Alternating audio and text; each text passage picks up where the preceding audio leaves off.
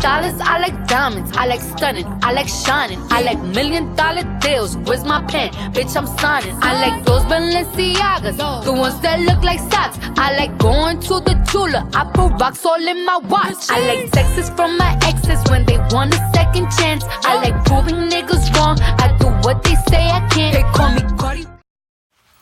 What's up, MB Squad? It's your girl Nala, and we back with another video. So, as y'all can tell, this is a new area, but a different area. New important area. But this is our first story time, guys. Our first story time. It's not really a story time, it's just like explaining something.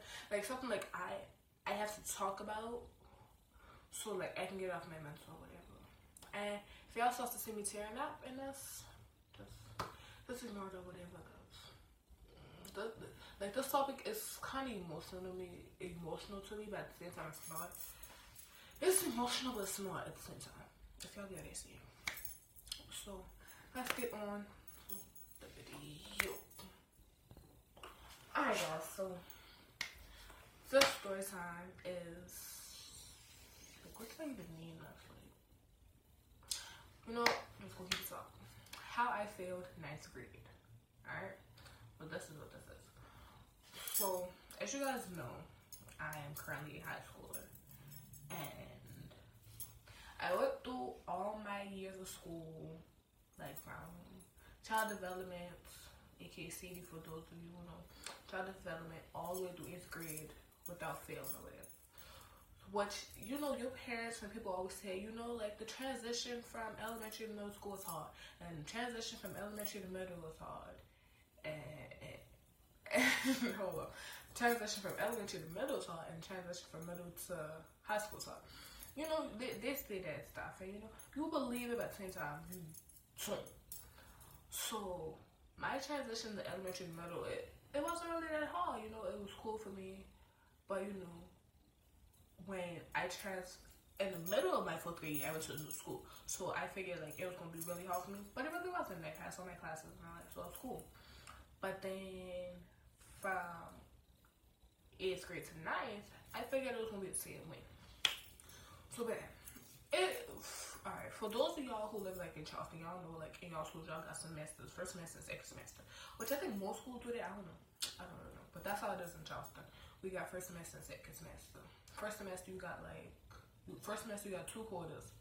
And second semester you got 2 quarters. So you got 4 quarters throughout the entire year. And you got, I don't know how many days in school you got. It's just too long.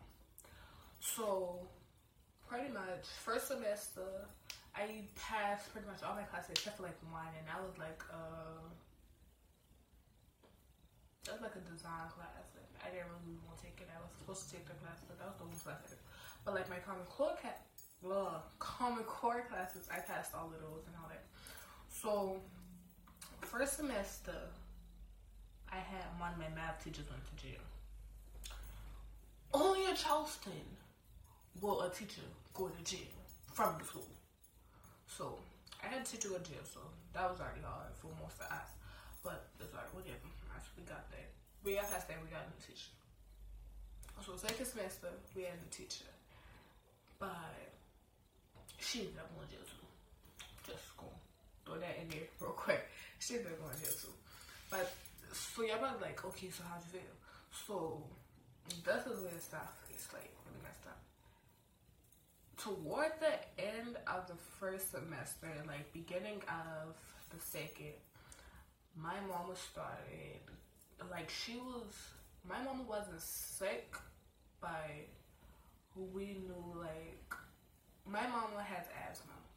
So she had a cold one day, but her asthma kicked up within her cold. So she has to call the EMS first, yeah.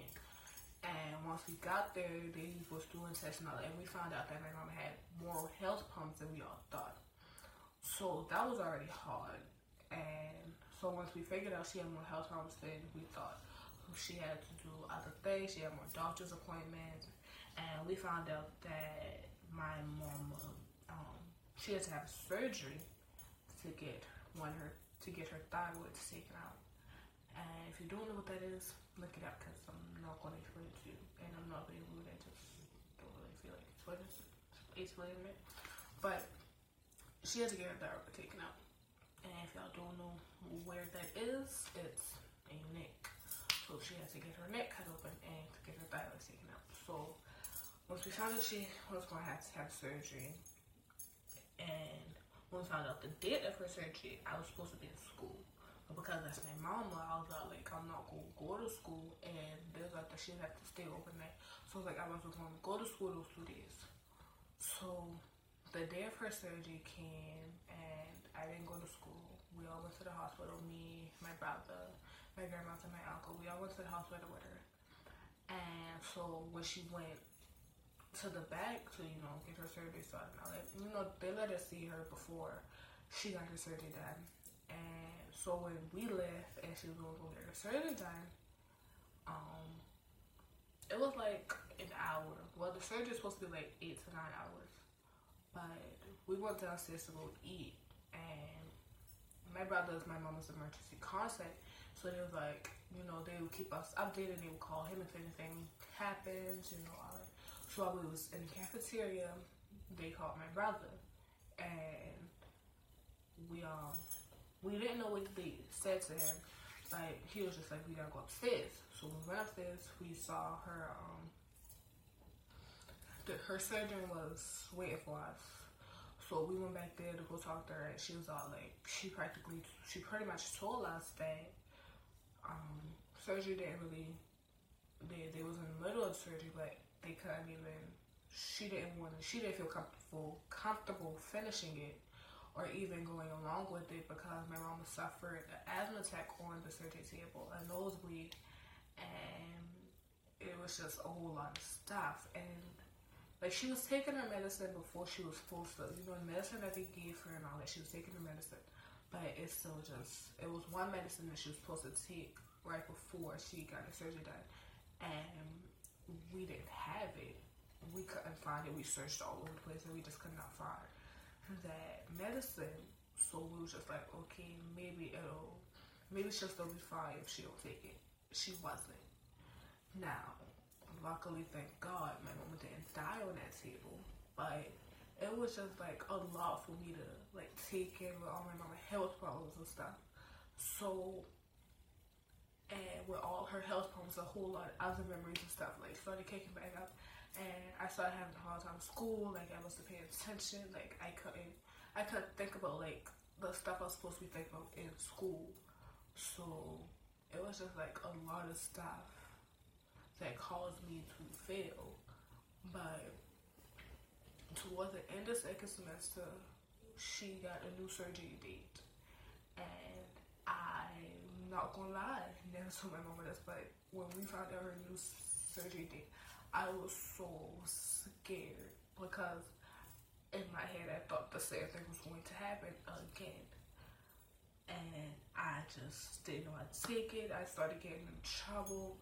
I was getting ran up like every other day, and I'm not saying like that's an excuse to get in trouble, but most kids when like they're going through stuff at home, they take it out within school and they get in trouble a lot.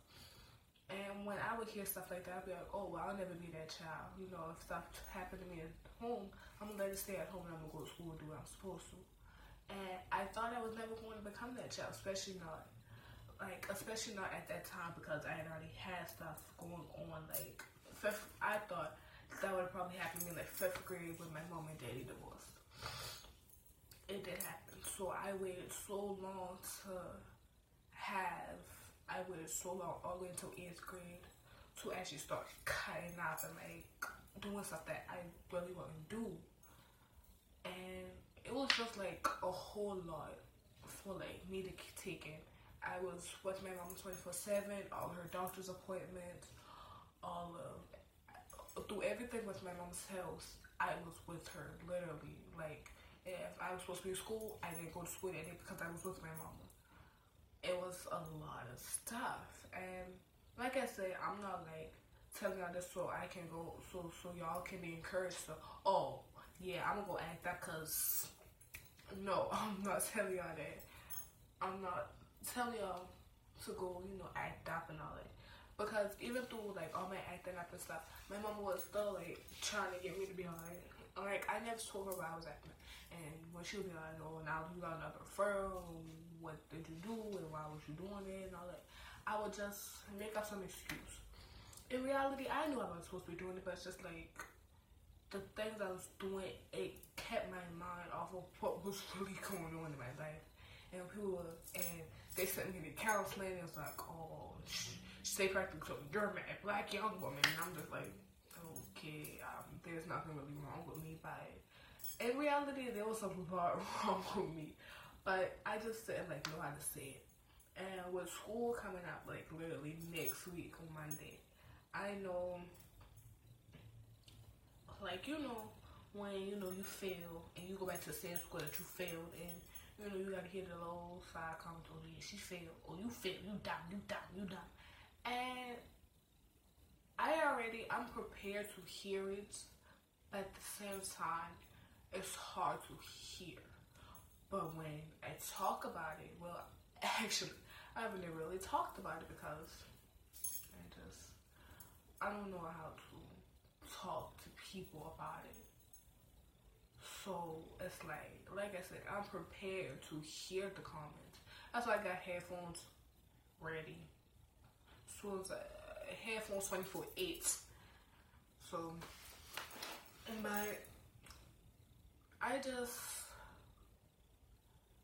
I failed 9th grade on my own because I know there are kids out there who parents who is dealing with a lot more than what I was going through at the time.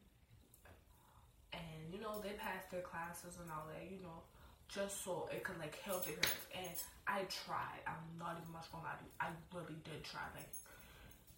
did try. Even like when I was being ISS all day 24/8 for referrals that I got for being in bad pretty much. I still did my work, my class work, and like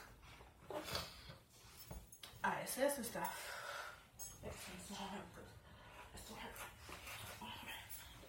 So like I would do my work and like ISS and stuff, and like my mama with her health issues, she couldn't like really be stressed, like, cause like, her blood pressure would go up. So when like she would ask me stuff like, oh, now I got this referral, I come up with something down just to get it out the way. Oh, now I got this referral, something down, get out the way. Oh, see what happened with my life. And so, or when she be like, oh, now why you not sis? See what happened, mama was. So I wasn't just like, I wouldn't tell her the truth. Like, one referral I got was for threatening this boy in my class. I was gonna slap him in the chair. And like okay, I watched no flicks. Maz he was getting to me. Like, he knew everybody in the press.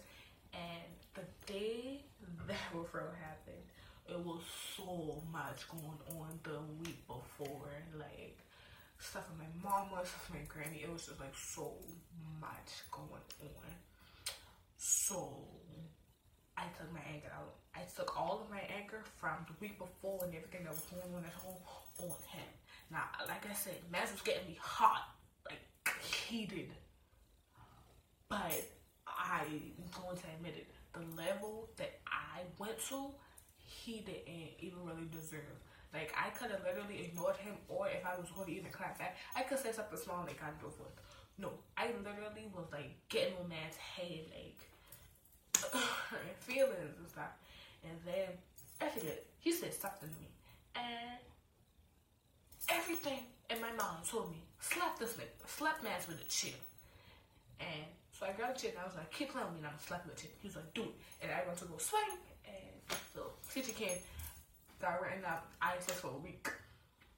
And like I say, I think I really deserve like the amount of anger that I gave him. Like I said, Maz was getting me hard, like he did. Maz was getting me heated, but he didn't deserve all that. So So pretty much what I'm telling y'all is, I failed 9th grade on my own, but I had a lot of issues. And the only reason like I'm really like telling y'all this is one, because I really need to talk about it before I go to school so I can just like prepare myself and all that. So there's that. And so like, you know, if I decide to do a morning routine, you know, get ready with me first day of school, I don't want to put freshman year or sophomore year, because this year, 2018-2019 school year, I'm supposed to be a sophomore. I'm supposed to be a 10th grader. But 2018-2019 school year, I will be a freshman again. So like, when people be like, oh, what grade you? I always say freshman, sophomore, because I'm pretty much, technically, I am a freshman. For my first semester, my first 2 quarters, I will be a sophomore. I have to wait till second semester to be classified a sophomore. But first semester I'll be classified as freshman until second semester when I'll be classified as sophomore. So, and the worst part about it is, none of my friends will like really be going. My favorite friend is going to a different school. My right hand, she had to go to the special school until September. So she won't be going back to school. She won't be going back to school with me until September. And it's just like, nah, I'll be going to school with my cousin. Well, my cousin, I don't know why I did that. So I'll be going to school with my cousin, but at the same time, it's just like I love my cousin, I do. I really do love my cousin. I'm not even gonna lie to y'all. I love her, like, to the moon and back. But when it comes down to, like, in school, I be wanting, I don't know how to put this in like a nice way. Cause D, I know you probably gonna watch this video or whatever. But in school, I don't know, like, how do I put this? Like, I love her in and out of school. But like, in school, I be wishing like nobody knew that was my cousin. I be wishing like we didn't know each other in school. Like, y'all know the movies where people will like forget that who their cousins and sisters is in school, but then out of school I wish it was like that between me and her. And the only reason I say that is because, look, alright, I love my cousin, I do, but I thought I was bad. No, my cousin is reckless. Like, her mouse, this thing here. Well, listen.